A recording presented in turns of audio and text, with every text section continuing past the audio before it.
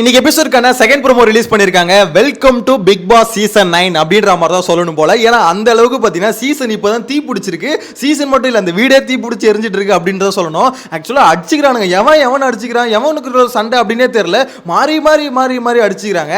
ஆக்சுவலாக இப்போதாங்க ஒரு group wise, அதாவது ஒரு குரூப்புக்கும் இன்னொருத்தவங்களுக்கும் சண்டை நடக்கல. இப்போ அப்படி நடக்கல. ரெண்டு பேர் இண்டிவிஜுவலுக்குள்ளேயே பார்த்தீங்கன்னா மாற்றி நடக்குது. ஒரு பக்கம் திவ்யாவுக்கும் கமுர்தினுக்கும் நடக்குது, துஷாருக்கும் திவ்யாவுக்கும் நடக்குது, எஃப்ஜேக்கும் வியானாக்கும் நடக்குது, விக்கல்ஸுக்கும் சாண்ட்ரா நடக்குது. சோ இப்படி வந்து பாத்தீங்கன்னா இந்த வீடு ஒரு மாதிரி கலவர பூமியா மாறிட்டு இருக்கு அப்படின்ற மாதிரி தான் சொல்லணும். சீசன் 9ல இப்பதாங்க இப்பதான் ஓரளவுக்கு சீசன்ல வந்து பாத்தீங்கன்னா அந்த குரூப்பிசம் எல்லாம் இல்லாம ஓரளவுக்கு பாத்தீங்கன்னா ஒவ்வொருத்தருக்குள்ள இருக்க அந்த கேரக்டர், ஒவ்வொருத்தருக்குள்ள இருக்க அந்த கோவம் வெளியே வருது அப்படின்ற மாதிரி சொல்லணும். உண்மையிலே இன்ட்ரெஸ்டிங்கா போகுதுன்னு வச்சுக்கோங்களேன். இன்னைக்கு எபிசோட்கான இந்த செகண்ட் ப்ரோமோல என்னன்னு பாத்தீங்கன்னா, அந்த திவ்யா இருக்காங்களா, அவங்க எந்திரிச்சு கத்திட்டு இருக்காங்க. நேத்துல இருந்தே கத்திட்டு இருக்காங்கன்னு வச்சுக்கோங்களேன். இப்போ எதுக்காக கத்துறாங்க அப்படின்றத இந்த வீடியோல பார்க்க போறோம். ஆக்சுவலா இன்னைக்கு எபிசோட உண்மையிலே ஃபயரா இருக்க போது, அது மட்டும் ஷோரா சொல்றேன். இன்னைக்கு எபிசோட மிஸ் பண்றாதீங்க. எனிவேஸ், இப்போ திவ்யா வந்து எதுக்கு கத்துறாங்கன்னு பாத்தீங்கன்னா, துஷாரும் திவ்யாவும் பாத்தீங்கன்னா அடிச்சுக்கிற மாதிரி இந்த ப்ரோமோல பார்த்திருப்பீங்க. அப்படியே எச்ச தெரிக்குது, இவ்வளவு பேசாத இப்படி பேசாத அப்படின்ற மாதிரி சொல்லியிருப்பாங்க. அதுக்கான ரீசன் என்னன்னு பாத்தீங்கன்னா, திவ்யா ஆல்ரெடி கொலகான்ல இருக்காங்க. என்னன்னா நேத்து அவங்களுக்கு மேனேஜர் பதவியை புடுங்கினாங்களே, அது புடுங்கினதுல இருந்து அவங்களுக்கு பாத்தீங்கன்னா அப்படியே ஏறிச்சு மண்டையில். ஐயோ புடுங்கிட்டானுங்களே நம்ம கிட்ட, நமக்கு எவனும் ஒபே பண்ணலையே. இப்போ வந்து விக்கல்ஸுக்கும் அதே மாதிரி இப்போ வந்து பாத்தீங்கன்னா அசிஸ்டன்ட் மேனேஜர் விஜய் பார்வதி இப்போ மட்டும் வேலை செய்யறாளே, இவ்வளவு நாள் நேத்து வந்து பாத்தீங்கன்னா எனக்கு ஃபுல்லா ஒபே பண்ணலையே, நான் சொன்ன எதையுமே செய்யலையே, இப்போ மட்டும் பாஞ்சி வேலை செய்யறா அப்படின்ற மாதிரி அவங்க கேட்குறாங்க. அவங்க கேட்கறதுல நான் இருக்கான்னு கேட்டீங்கன்னா நான் இருக்கு, இல்லைன்னு நான் சொல்ல மாட்டேன். ஆனா இவங்க கத்தாதன்னு சொல்லிட்டு இருந்த திவ்யா, யாருங்க நீங்க கத்தாதன்ட்டு இந்த கத்துறீங்க அப்படின்ற மாதிரி தான் இருக்கு. பயங்கரமா கத்திக்கிட்டு இருக்காங்க. ஆக்சுவலா என்னன்னா, நேத்து அவங்களுக்கு சில விஷயம் நடந்திருக்குங்க. துஷார் வந்து நான் ஆல்ரெடி லாஸ்ட் வீடியோல சொல்லியிருந்தேன், துஷார் வந்து பாத்தீங்கன்னா கெஸ்ட் வெளியே போனா போட்டோம் அப்படின்னு நம்ம நேத்து சொன்னா. அது வந்து பாத்தீங்கன்னா அந்த சண்டை நடக்கும்போது அதுல வந்து அப்ப யாருமே கண்டுக்கல. ஸோ இப்போ வந்து பாத்தீங்கன்னா சாண்ட்ரா சொல்லும் போது எல்லாம் சாண்ட்ரா ஏறிக்கிட்டு வரீங்களே, அப்போ ஏன் நேத்து துஷாரை இந்த மாதிரி கேள்வி கேட்கல, துஷாரை வந்து இந்த மாதிரி எல்லாம் கூப்பிட்டு வச்சு கார்னர் பண்ணல அப்படின்ற மாதிரி கேட்கறாங்க. ஓகே ஃபேர் அப்படின்ற வச்சுக்கலாமே. ஸோ அதே மாதிரி விஜய் பார்வதி வந்து பாத்தீங்கன்னா இந்த மாதிரி லவ் டிட்டு போறாங்க, அது எல்லாத்தையும் லவ் டிட்டு போயிடுவீங்களா நீங்க அப்படின்ற மாதிரி பாத்தீங்கன்னா சாண்ட்ராவை பார்த்து கேட்டுட்டாங்க. எதுக்கு அந்த யூனிஃபார்ம் வந்து திருப்பி கொடுங்க, நீங்க ஜாபை ரிசைன் பண்ணிட்டீங்களே, குவிட் பண்ணிட்டீங்களே, ஸோ யூனிஃபார்ம் கொடுங்க அப்படின்ற மாதிரி பாத்தீங்கன்னா விஜய் பார்வதி கேட்கறாங்க. சாண்ட்ரா அதுக்கு என்ன சொல்றாங்கன்னா, அதெல்லாம் கொடுக்க முடியாது, எனக்கு சம்பளத்தை கொடு, எனக்கு சம்பளத்தை கொடுத்தா தான் நான் யூனிஃபார்ம் தருவேன் அப்படின்ற மாதிரி அவங்க சொல்றாங்க. அப்போ நீங்கள் எல்லாத்தையும் அப்படியே லவ் டிட்டு போயிடுங்களா அப்படின்னு நம்ம சொன்னதுக்கு, ஸோ இப்போ வந்து விஜய் பார்வதி என்கிட்ட மன்னிப்பு கேட்கணும் அப்படின்ற மாதிரி பார்த்தீங்கன்னா சாண்ட்ரா ஒரு பக்கம் அந்த மீட்டிங்கு லிவிங் ஹாலுக்கே வரமாட்டாங்க, பிக் பாஸே கூப்பிட்டாரு வரமாட்டாங்க, நான் அங்கே தான் நிற்பேன். பிக் பாஸ் அதை வந்து பார்த்தீங்கன்னா வற்புறுத்தவே மாட்டார். அவர் வந்து சாண்ட்ராவை சொல்லலை, விக்ரம சொல்றாரு, விக்ரம் சமாதானப்படுத்துங்க அப்படின்னு. ஏன் தெரியுமா அந்த மனுஷன் விக்ரம சொல்றாரு, ஏன்னா சாண்ட்ராவை தூண்டி விட்டதே அந்த ஆள் தான். நேற்று ஒரு டாஸ்க்குன்னு ஒன்று கொடுத்து இந்த மாதிரி இவ்வளோ கலவரத்தை தூண்டி விட்டுட்டு, ஆக்சுவலாக பிக் பாஸ் பொசிஷன்லேருந்து பார்க்கும்போது இன்ட்ரெஸ்டிங்காக இருக்கும்ல, நம்மளே ஒரு விஷயம் கொளுத்தி போட்டு அது அப்படியே புகஞ்சு இப்படி வெடிக்கும் போது பா மிஷன் சக்ஸஸ் அப்படின்ற மாதிரி தான் இருக்கும்ல. எனக்கு தெரிஞ்சு அப்படி தான் நினைக்கிறேன். ஆக்சுவலாக இதில் வந்து பார்த்தீங்கன்னா விக்ரம் நிலைமை நினச்சாதான் ரொம்ப பாவமாக இருக்குது, என்ன சொல்கிறதுனே தெரியலங்க. ஆக்சுவலாக விக்ரம், நான் கூட ஏதோ நீ ஹேண்டில் பண்ணுற அப்படின்னு நினச்சேங்க. உனக்கு வந்து டார்ச்சர் கொடுக்க போகிறது விஜய் பார்வதி அப்படின்னு நினச்சேன். ஆனால் உனக்கு டார்ச்சர் கொடுக்க போகிறது சாண்ட்ராவாக இருப்பாங்க, அதே மாதிரி இந்த சீக்ரெட் டாஸ்க்காக இருக்கும் அப்படின்ற மாதிரி நினச்சே பார்க்கல. ஆக்சுவலாக சிம்பிளாக பிக் பாஸ் வந்து சீக்ரெட் டாஸ்க்னு ஒரு விஷயத்தை வச்சு கொளுத்தி போட்டார்.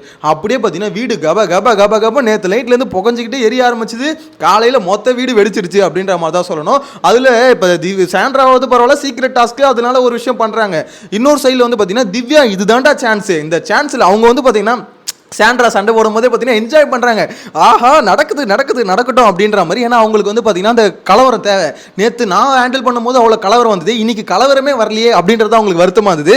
ஸோ சாண்ட்ரா கலவரத்தை ஆரம்பிச்சுன்னா இந்த கலவரத்தில் நம்மளும் போய் ஜாயின் ஆகிடலாம், நமக்கு இருக்க பிரச்சனை ஒவ்வொன்றா பேசலாம் அப்படின்ற மாதிரி தான். ஸோ அங்கே லிவிங் ஏரியாவில் பேசும்போது பார்த்தீங்கன்னா திவ்யா வந்து கத்திக்கிட்டு இருக்காங்க, ஒவ்வொருத்தருக்கிட்டே மாற்றி வாக்குவாதம் வந்துட்டு இருக்குன்னு வச்சுக்கோங்களேன். அந்த மாதிரி தான் பார்த்தீங்கன்னா இது மாற்றமில்லை பேசும்போது பார்த்தீங்கன்னா இவர் வந்து சப்போர்ட் வராரு, அது யாருன்னா கமருதீன்.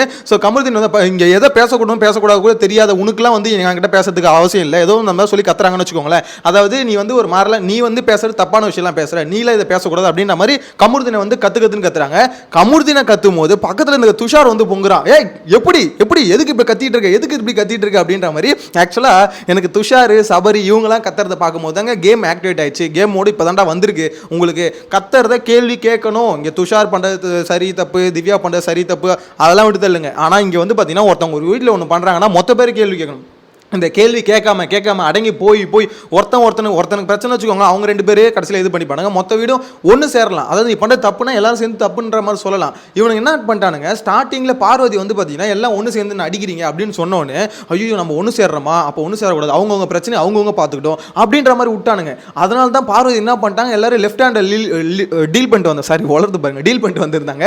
ஏன்னா இவனுங்க வந்து ஒன்று சேர மாட்டானுங்க, ஆளுக்கு தனியாக துஷார் வரானா துஷார் ஒரு ரெடி வச்சு அனுப்புவோம். ஸோ இந்த மாதிரி ஒவ்வொருத்தர் கூட பிரச்சனை தனித்தனியாக ஹேண்டில் பண்ணியிருந்தாங்க. இப்போ வந்து பார்த்தீங்கன்னா எல்லாருக்கும் விஜய் சேதுபதி லாஸ்ட் வீடியோவில் சொன்ன மாதிரி கொஞ்சம் லாஸ்ட் வீக்கெண்ட் வந்து ரோஸ்ட் பண்ணதுனால எல்லாருக்கும் இப்போ கொஞ்சம் புரிய வந்திருக்கு. இல்லை ஒரு பிரச்சனை ஒன்று நடக்குது, ஒருத்தவங்க கத்துறாங்கன்னா எல்லாம் எந்திரிச்சு கேள்வி கேட்கணும் அப்படின்ற மாதிரி கேட்குறாங்க. ஆனால் இந்த டாஸ்க்கு இப்போ தாங்க இன்ட்ரெஸ்டிங்காக இருக்குது. 2 நாளாக கம்பேர் பண்ணும்போது இன்னைக்கு தான் என்னடா அடிச்சுக்கிட்டே இருக்குது, இதெல்லாம் ஒரு இன்ட்ரெஸ்டா அப்படின்ற மாதிரி கேட்டிங்கன்னா, ஆக்சுவலாக இப்போ தான் அந்த போட்டி ஒரு அந்த டாஸ்க் எப்படி கொண்டு போக போகிறாங்க, எப்படி அந்த இஷ்யூவை சார்ட் அவுட் பண்ண போகிறாங்க அப்படின்ற இன்ட்ரெஸ்ட் வந்து பார்க்குற வியூவர்ஸுக்கு வரும்னு வச்சுக்கோங்களேன். ஆனால் அதே சமயத்தில் இந்த டாஸ்க் வந்து திருப்பி ரெஸ்யூம் ஆகாது போல விக்ரம் தன்னோட பதவியை ராஜினாமா பண்ணி மனம் திறந்து என்னை விட்டுருங்க ஐயா பிக் பாஸ் ஐயா அப்படின்ற மாதிரி காலிலே விழுந்துட்டாப்ல. ஸோ அதை பற்றி அடுத்த வீடியோவில் டீட்டெயிலாக சொல்கிறேன். ஆனால் விக்ரம் உனக்கு வந்து சோதனை யாருக்கும் வரக்கூடாதியா, போய் ஆனால் என்னை பொறுத்த வரைக்கும் விக்ரம் மேலே மிஸ்டேக் இருக்குங்க. அவர் அக்செப்ட் பண்ணிக்கணும். அவர் ஆக்சுவலாக இதுதான் ஒரு மேனேஜருக்கான ஸ்கில்லு. அதை வந்து நான் ஜெனியூனாக இருக்கேன், இங்கேயும் உண்மையை சொல்கிறேன் அப்படின்ற மாதிரி இருந்தேன்னா உன்னால் ஒரு மேனேஜர்ன்ற ஒரு பொசிஷன்லேருந்து இருக்க முடியாது. நீ வந்து ஒரு இடத்துல நீ போய் தான் சொல்லணும், உனக்கு தேவை அந்த இடத்துல ஒரு பிரச்சனை வராமல் இருக்கணும். அதை தடுக்கிறதுக்கு நீ எப்படி போய் சொல்லி எப்படி அந்த மேனேஜ்மெண்ட்டை வந்து ரன் பண்ணிட்டு போகிற, 3 நாள் இந்த ஒரு நாள் தப்புச்சுன்னா முடிஞ்சுது அப்படின்னும் போது இன்னைக்கு நீ எப்படி சமாளிக்கிற, அதுக்கு ஒரு பொய்யை சொல்லி ஈஸியாக சமாளித்து நான் அதான் சொல்லணேன், விக்ரம் நினச்சிருந்தா சமாளிச்சிருக்கலாம். அவர் வந்து உண்மையாக இருக்கார், இங்கேயும் உண்மையாக இருக்காரு அப்படின்ற மாதிரி இருக்காரு. அவர் எமோஷனாக அழுகுறாரு. விக்ரம் இந்த டாஸ்க்ல இங்கெல்லாம் அழுவக்கூடாது விக்ரம், ஆக்சுவலாக இங்கே வந்து ஹேண்டில் பண்ணியிருக்கணும் விக்ரம். ஆனால் ஒத்துக்கிட்டார், ஐயா என்னால் முடியலைங்க அப்படின்ற மாதிரி ஒத்துக்கிட்டாரு. ஸோ அவருக்குனே ஒரு செக்மெண்ட் தனியாக ஒதுக்கணும். நெக்ஸ்ட் வீடியோ டீட்டெயிலாக சொல்கிறேன். என்ன பற்றி இந்த வீடியோ பொறுத்த வரைக்கும் இந்த ப்ரோமோ தானே, இந்த ப்ரோமோவில் பொறுத்த வரைக்கும் திவ்யா வந்து கத்துன்னு கத்திக்கிட்டு இருக்காங்க, அவங்கள கத்துறாங்க. அதே மாதிரி அவங்க சொல்கிற முக்கியமான விஷயம், இந்த லிவிங் ஹேலில் வந்து பிக் பாஸ் கூப்பிட்டார் வாங்கினா ஒருத்தன் வரமாட்டீங்க, இப்போ என்னன்னா பிக் பாஸ் கூப்பிட்டுருக்காருன்னு எல்லாம் இது பண்ணுறீங்க அப்படின்ற மாதிரி கேட்குறாங்க. ஆக்சுவலாக திவ்யா என்ன பண்ணுறாங்க, இந்த கலவரத்தில் அவங்க இதுக்கு முன்னாடி என்னென்ன பிரச்சனைலாம் ஃபேஸ் பண்ணாங்களோ, அவங்க எதெல்லாம் பிரச்சனையாக நினச்சாங்களோ அந்த எல்லா பிரச்சனையும் இப்போ திருப்பி அது வந்து நடக்கும்போது ஸோ அது எல்லாத்தையும் பாயிண்டாக வச்சு பேசிக்கிட்டே இருக்காங்க. இவங்க கெஸ்ட்டுன்னு வந்தாங்களே 3 பேர், அந்த 3 பேருக்கும் ஆப்போசிட்டாக பார்த்தீங்கன்னா திவ்யா பேசிட்டு இருக்காங்க. ஆப்போசிட் மீன்ஸ் இப்போ அவங்க வந்து இந்த வீட்டில் எப்படி நடக்குது, இதெல்லாம் ஒழுங்காக இருக்கா இல்லையா அப்படின்ற மாதிரி கேட்குறாங்க, ரிவ்யூ கொடுக்க சொல்கிறாங்க. ஸோ அப்போ பிரியங்கா ரிவ்யூ கொடுக்கும்போது பார்த்தீங்கன்னா இவங்க முன்னாடி போய் பேசிக்கிட்டே இருக்காங்க, இல்லை அது வந்து இதுதான் காரணம் அதுதான் காரணம் அப்படின்ற மாதிரி பார்த்தீங்கன்னா இவங்க அந்த பிரியங்காவுக்கு வந்து கிளாரிட்டி கொடுக்க ட்ரை பண்ணுறாங்க.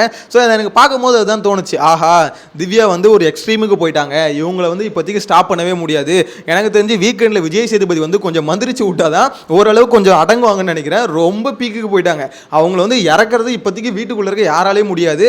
துஷாரே பாத்ரா லைட்டாக கையகையே ஓங்கிற போகிறேன். ஏன்னா துஷார் வந்து பார்த்தீங்கன்னா வந்து ரொம்ப எமோஷனாக வரான், அவனால் எதுவும் கண்ட்ரோல் பண்ண முடியல. நான் தான் சொல்கிறேன், துஷார்கிட்ட ஒரு ஹேபிட் இருக்குது, இந்த பக்கத்தில் போய் பேசுறது, திடீர்னு போய் இடிச்சிட்டேன்னு வச்சுக்கேன் கேஸ் துஷார் மேலே தான். துஷார் கேஸ் ஈஸியாக வாங்கிட்டு வாடா பார்த்துக்கடா அப்படின்ற மாதிரி தான் இருக்குது. ஏன்னா அவனுக்கு ஒன்று புரியல, கத்துறாங்க சொல்லு, நீ கத்துறாங்கன்னு சொல்லு. ஆக்சுவலாக ஒரு 2 வாட்டி சொல்லிட்டியா, 3வது வாட்டி உட்காந்துட்டு எங்கே சொல்லணும்னா வீக்கெண்டில் சொல்லணும். வீக்கெண்டு அங்கே ஸ்கோர் பண்ணுறதுக்கான ஸ்பேஸே அதாங்க, அங்கே தான் அடினாலும் அடி தரமான அடி அங்கே தான் கொடுக்க முடியும். இல்லை பிக் பாஸ் ஏதாவது டாஸ்க் இந்த மாதிரி இந்த ஒப்பீனியன் சொல்கிற டாஸ்க்கு, அதான் லாஸ்ட் வீக் கூட உனக்கு வந்தால் தக்காளி சட்னி எனக்கு வந்தால் ரத்தம் சம்திங் அந்த மாதிரி வச்சார்ல. ஸோ அந்த மாதிரி டாஸ்க்கில் தான் உங்களை வந்து திருப்பி அடிக்க முடியும். அங்கே இதெல்லாம் வச்சு திருப்பி அடின்னு அடிக்கலாம். வேணா லாஸ்ட் வீக் ஸ்கோர் பண்ணாங்களே, ஸோ அந்த மாதிரி ஸ்கோர் பண்ணலாம். ஸோ இங்கே வந்து பார்த்தீங்கன்னா நீயும் சண்டைக்கு போனால் பலியாயிடுவேன் அப்படின்ற மாதிரி தான் தோணுது. ஏன்னா பொண்ணுங்கிட்ட சண்டை போகும்போது ரொம்ப ரிஸ்க்குங்க. ஆக்சுவலாக துஷார் வந்து ரொம்ப நெருங்கி போயிட்டு இருக்காங்க. ஆனால் உண்மையிலே இது திவ்யாவை சொல்லுங்க, அவங்க கோவப்பட மாட்டாங்க. எவ்வளோ கோவப்பட்டாலும் அந்த போல்னஸ் பயங்கரமாக யாராக இருந்தாலும் வா அப்படின்ற மாதிரி இருக்காங்க. எனக்கு என்னன்னா இதை பார்த்து பார்வதி இவ்வளோ நேரம் பார்த்தீங்கன்னா எந்த கோவமும் படலை. டாஸ்க் முடிச்சதுக்கப்புறம் கோவப்படுவாங்கன்னு தெரியும். ஆனால் எனக்கு தெரிஞ்சு திவ்யா பார்வதி ஈஸியாக ஹேண்டில் பண்ணுறாங்கன்னு தோணுதுங்க. இவ்வளோ அக்ரெசிவாக இப்படி ப்ளே பண்ணுற ஒருத்தர் பார்வதிலாம் ஒரு மேட்டரே இல்லை அப்படின்ற மாதிரி தான் என்னை பொறுத்த வரைக்கும் ஃபீல் ஆகுது. உங்களோட கருத்து கமெண்ட்டில் மென்ஷன் பண்ணுங்கள். நெக்ஸ்ட் வீடியோவில் மீட் பண்ணலாம். பை.